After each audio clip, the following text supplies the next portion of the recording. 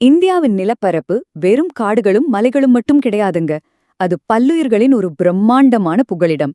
இந்த ஸ்பெஷல் எக்ஸ்பிளைனரில் இந்தியாவின் மிக அசாதாரணமான சூழலியல் ரீதியாக தனித்துவமான 5 ஈரநிலங்களை, அதாவது வெட்லாண்ட்ஸை நாம் ஆழமாக பார்க்க போகிறோம்.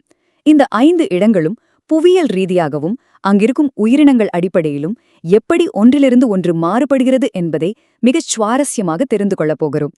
நந்தூர் மாதமேஸ்வர், லோனார் ஏரி, தானே கிரீக், லோக்டாக் ஏரி மற்றும் பாலா ஈரநிலம். நமது இந்த பயணம் தக்கான பீடபூமியில் தொடங்கி ஒரு விண்கல் ஏரி மகாராஷ்டிராவின் மேற்கு கடற்கரை என்று பயணித்து இறுதியாக வடகிழக்கின் அடர்ந்த காடுகள் வரை செல்லிருக்கிறது. சரி, முதலில் நந்தூர் மாதமேஸ்வர், தக்கானத்தின் முசீக். இந்த இடம் 2019ஆம் ஆண்டில்தான் அதிகாரப்பூர்வமாக பாதுகாக்கப்பட்ட ஒரு ஈரநிலமாக அறிவிக்கப்பட்டது. மகாராஷ்டிராவின் நாசிக் மாவட்டத்தில் இருக்கிற இந்த பகுதி உலகளாவிய சூழலியல் வரைபடத்துல மிக சமீபத்துல தான் சேர்ந்திருக்கிறது. எவ்வளோ செழிப்பான ஒரு பகுதி எப்படி இத்தனை வருடங்களாக பெரிய அளவுல வெளியுலக கவனத்திற்கு வராம இருந்தது என்பது உண்மையிலேயே ஆச்சரியமான விஷயந்தாங்க. இங்க இருக்கிற புவியியல் முரண்பாடு ரொம்பவே ஸ்பெஷல். ஒரு பக்கம் பாத்தீங்கன்னா மேற்கு தொடர்ச்சி மலையின் மழையற்ற மறைவு பிரதேசத்தால் ஏற்படும் ஒரு வறண்ட சூழல் இருக்கு. ஆனா அதுக்கு நேர் மாறாக கோதாவரி மற்றும் காட்வா நதிகள் ஒன்றிணையும் துல்லியமான இடத்துல இந்த வறட்சியை தாண்டி 536 வகையான உயிரினங்கள் செழித்து வளரும் ஒரு அற்புதமான மையம் உருவாகியிருக்கு. வறட்சியும் செழிப்பும் நேருக்கு நேர் சந்திக்கிற புள்ளி இது.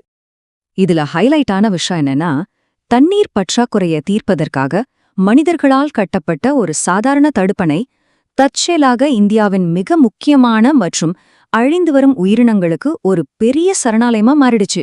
சிறுத்தைகள், இந்திய சந்தனம் மரங்கள், குறிப்பா மிக கடுமையாக அழிந்து வரும் தியோலாலி மின்னோ என்ற தனித்துவமான மீன் வகை, அப்புறம் கழுகு வகைகள் என பல உயிரினங்களுக்கு இது ஒரு புகழிடம். ஆனா ஒரு சோகமான விஷயம், இந்த செழிப்பான சூழல் இப்போ ஆகாய தாமரை போன்ற ஆக்கிரமிப்பு தாவரங்களால் பெரும் அச்சுறுத்தலை எதிர்கொண்டு வருது. அடுத்து இரண்டாவதாக லோனார் ஏரி, விண்கல் பள்ளம். 2020ஆம் ஆண்டு பாதுகாக்கப்பட்ட பகுதியாக அங்கீகரிக்கப்பட்ட இந்த லோனார் ஏரி முற்றிலும் மூடப்பட்ட ஒரு எண்டோஹையிக் வடிநிலம். அப்படின்னா என்னன்னு கேக்குறீங்களா? இங்கிருந்து தண்ணீர் வெளியேற எந்த வழியும் கிடையாதுங்க. இது ஒரு பூஜ்ய வெளியேற்று அமைப்பு. பல்லாயிரம் வருஷங்களா மழை நீர் உள்ளே வரும், ஆனா ஆவியாடல் மூலமாக மட்டுமே தண்ணீர் வெளியேறும். அதனால வந்த தாதுக்கள் எல்லாமே ஏரியிலேயே தங்கிவிடும். மகாராஷ்டிராவின் புல்தானா மாவட்டத்தில் இருக்கிற இதன் வரலாறு ரொம்பவே பிரம்மாண்டமானது. சுமார் 50,000 ஆண்டுகளுக்கு முன்பு வானிலிருந்து அதிவேகமாக வந்த ஒரு விண்கல் தக்கான பீடபூமியின் கடினமான பாறையில் மோதி இந்த பள்ளத்தை உருவாக்கியது. உலகிலேயே பசால்ட் பாறையில் விண்கல் தாக்கத்தால் உருவான ஒரே பள்ளம் இது மட்டும்தான். பிரிட்டிஷ் அதிகாரியான CJE அலெக்சாண்டர் என்பவரால் 1823இல் ஆவணப்படுத்தப்பட்ட இந்த இடம் இன்னைக்கு உலகளவில் அங்கீகரிக்கப்பட்ட ஒரு சூழலியல் சுவர்க்கமாக மாறியிருக்கு. தண்ணீர் வெளியேற வழியில்லாததால நீர் தொடர்ந்து ஆவியாகி தாதுக்கள் அதிக அளவில் ஏரிலேயே குவிகின்றன. இந்த அதீத காரத்தன்மை மற்றும் உப்புத்தன்மை கொண்ட தண்ணீரில சாதாரண உயிரினங்கள் வாழவே முடியாது. ஆனா இங்க உப்பை விரும்பும் விசித்திரமான நுண்ணுயிர்கள் சூப்பரா செழித்து வளருது. ஹாலோ ஆர்கியா போன்ற இந்த நுண்ணுயிர்கள் ஏரியின் தண்ணீரை உண்மையிலே பிரகாசமான இளஞ்சிவப்பு நிறமாக, அதாவது பிங்க் கலராக மாற்றிவிடுகிறது. கண்ணுக்கே தெரியாத நுண்ணுயிர்களால் ஒரு பெரிய ஏரியின் நிறமே மாறுவது வியப்புதானே. மூன்றாவது இடம் தானே கிரீக், சதுப்புநில புகலிடம். 2022இல் பாதுகாக்கப்பட்ட பகுதியாக அறிவிக்கப்பட்ட இந்த தானே கிரீக் மும்பை என்ற அந்த மாபெரும் நகரத்தின் நுரையீரல் போலவே செயல்படுகிறது. பிரம்மாண்டமான நகரமயமாக்கல் மற்றும் கடுமையான தொழிற்சாலைகளின் விளிம்பில் கூட இயற்கை எப்படி மீண்டெழுந்து நம்ப முடியாத ஒரு பல்லுயில் பெருக்கத்தை தக்கவைக்க முடியும் என்பதற்கு இதுவே ஒரு பெஸ்ட் உதாரணம். இந்த ஒற்றை சிற்றோடை வளாகத்துல எவ்வளவு சதுப்புநில மர வகைகள் இருக்கு தெரியுமா? ஒட்டுமொத்த இந்தியாவில் உள்ள சதுப்புநில மர வகைகளில் 20% இங்க மட்டுமே இருக்கு. இந்தியா முழுவதும் உள்ள பன்முகத்தன்மையில் 1/5 மும்பையின் இந்த ஒரு சின்ன கடலோர பகுதியில செழித்து வளர்கிறது என்பது நிஜமாகவே ஒரு நம்ப முடியாத புள்ளிவிவரம். இதோட புவியியல் விந்தை ரொம்பவே ஆழமானது. இது ஒரு கடல் சூழலியல் மண்டலம். ஆனா இது உல்லாஸ் நதியிலிருந்து வர்ற நன்னீரை பெரிதும் நம்பியிருக்கு. அரபிக்கடலின் உப்பு நீரும் உல்லாஸ் நதியின் நன்னீரும் மிக சரியாக கலக்கும்போது ஒரு பெர்ஃபெக்டான உவர்நீர் சமநிலை உருவாகிறது.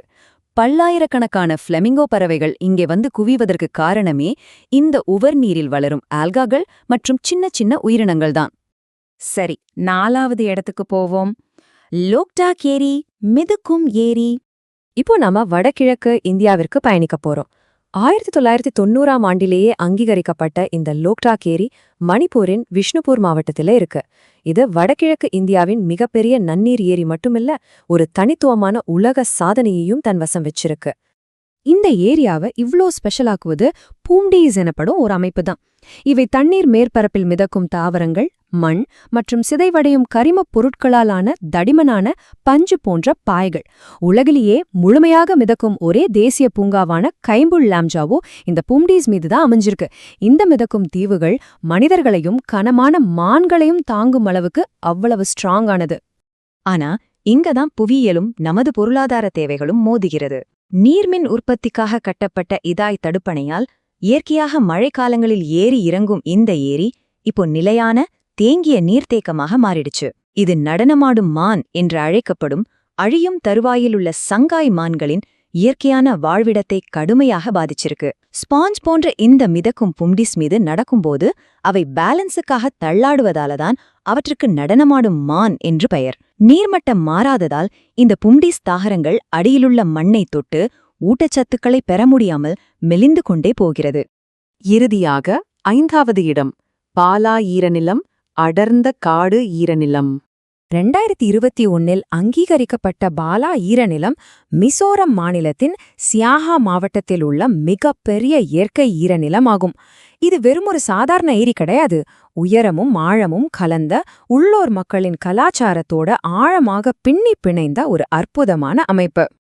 இங்க சூழலியல் அமைப்பின் அடுக்குகள் எப்படி பிரிக்கப்பட்டிருக்குன்னு பாத்தீங்கன்னா ரொம்பவே இன்ட்ரெஸ்டிங்கா இருக்கும்.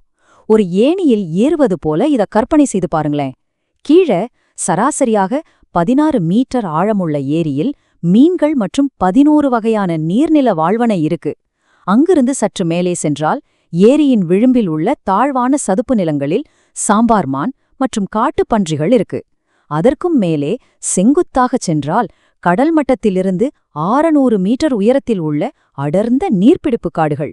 அங்கு ஹுலக் கிப்பன் மற்றும் ஃபேர்ஸ் இலைக்குரங்கு போன்ற அழியும் தருவாயிலுள்ள விலங்குகள் மரத்திற்கு மரம் தாவி வாழ்கின்றன. இது ஒரு முழுமையான செங்குத்தான பல்லுயிர் அடுக்கு.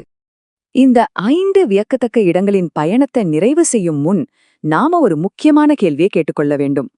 இந்த பாலா ஈரநிலம் உள்ளூர் மாரா மக்களால் பல தலைமுறைகளாக ஆழமாக மதிக்கப்பட்டு பாதுகாக்கப்பட்டுள்ளது.